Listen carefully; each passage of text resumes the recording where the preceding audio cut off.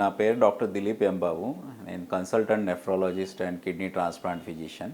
Kidney damage నేను 2 రకాలు చెప్పిన. Temporary kidney damage, permanent kidney damage. ఈ పర్మనెంట్ కిడ్నీ డ్యామేజ్ అంటే chronic kidney disease. Temporary kidney damage అంటే acute kidney injury. So temporary kidney damage మనం treatment చేసిన తర్వాత రికవర్ అవుతుంది.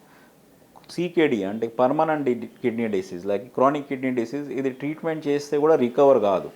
సో అలాంటి పేషెంట్స్ యూజువల్లీ ఫ్యూచర్లో ఆ CKD patients further damage kidney అయ్యి డయాలసిస్ స్టేజ్కి వచ్చేస్తారు. So CKD is a permanent kidney damage. So usually ఒక డౌట్ అంటే కిడ్నీ ట్రాన్స్ప్లాంట్ అయిన తర్వాత ఒక కిడ్నీ మీద పేషెంట్స్ కిడ్నీ ట్రాన్స్ప్లాంట్ అయిన తర్వాత కూడా వాళ్ళు regular medicines, regular checkup, regular BP control, sugar control చేసుకోవాలి. ఈ బీపీ కంట్రోల్ లేదు, షుగర్ కంట్రోల్ లేదు, రెగ్యులర్ మెడిసిన్స్ తీసుకోలేదు అంటే ఈ కొత్త కిడ్నీ కూడా ఎఫెక్ట్ అవుతుంది. సో ఎట్లా ఒరిజినల్ కిడ్నీ షుగర్, బీపీ వల్ల డ్యామేజ్ అయితే సేమ్ రీజన్ వల్ల ఈ ట్రాన్స్ప్లాంట్ కిడ్నీ కూడా డ్యామేజ్ కావచ్చు. సో ఆఫ్టర్ ట్రాన్స్ప్లాంట్ ఒక కిడ్నీ సఫిషియంట్, మీరు జాగ్రత్త regular medicines, BP, sugar, weight control చేసుకుంటే ఆ kidney will life for 10 to 15 years also. So depending on the patient, అంటే పేషెంట్ మనం జాగ్రత్తలు కేర్ తీసుకుంటే ఆ కిడ్నీ ఫంక్షనింగ్ చాలా రోజు నార్మల్గా పనిచేస్తుంది. అది కిడ్నీ డ్యామేజ్ మనం ఇప్పుడు చెప్పినాం అక్యూట్ వర్సెస్ సీకేడీ అంటే పర్మనెంట్ కిడ్నీ డ్యామేజ్.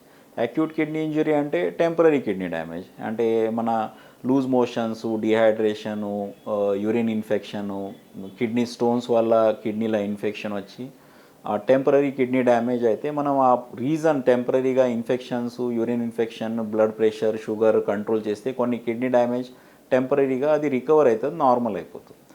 జెనెటిక్స్ అంటే యూజువలీ ఫ్యామిలీ హిస్టరీ ఎవరన్నా ఉంటే, యూజువలీ ఎర్లీ ఏజ్లో కిడ్నీ డ్యామేజ్ అయింది.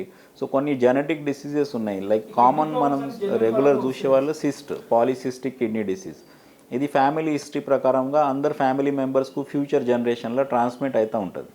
సో ఎవరి ఫ్యామిలీలో కిడ్నీ డిసీజ్, ఈ పాలిసిస్టిక్ కిడ్నీ డిసీజ్ వల్ల ఉంటే వాళ్ళు రెగ్యులర్ చెకప్ చేసుకోవాలి. కిడ్నీ డ్యామేజ్ ఉన్నప్పుడు ఏ ఫుడ్ ఐటమ్ తీసుకుంటే కిడ్నీస్ ఫర్దర్ డ్యామేజ్ కాకుండా, సో యూజువలీ ఫస్ట్ అంటే హై ప్రోటీన్ డయట్. మనం డయట్లో ఎక్సెస్ ప్రోటీన్ కంటెంట్ ఉంటే కిడ్నీ డ్యామేజ్ ఫాస్ట్గా ప్రోగ్రెస్ అవుతుంది. అంటే ఎవరికి కిడ్నీ డ్యామేజ్ ఉన్నది అలాంటి పేషెంట్స్ ఎక్సెస్ ప్రోటీన్స్ అవాయిడ్ చేయాలి.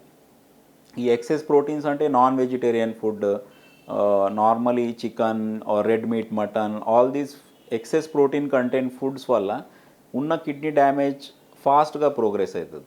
నెక్స్ట్ అంటే ఫుడ్ ఐటమ్స్లో పొటాషియం ఎక్సెస్ కంటెంట్, ఒక్కొక్క పేషెంట్స్కి కిడ్నీ డ్యామేజ్ ఉంటే పొటాషియం లెవెల్స్ శరీరంలో చాలా ఎక్కువ అవుతుంది. ఆ పొటాషియం వల్ల హార్ట్ మీద ఎఫెక్ట్ రావచ్చు. సో ఏ ఫుడ్ ఐటమ్స్లో పొటాషియం లెవెల్స్ తక్కువ ఉన్నాయి ఇలాంటి ఫుడ్ ఐటమ్స్ కన్జ్యూమ్ చేయాలి.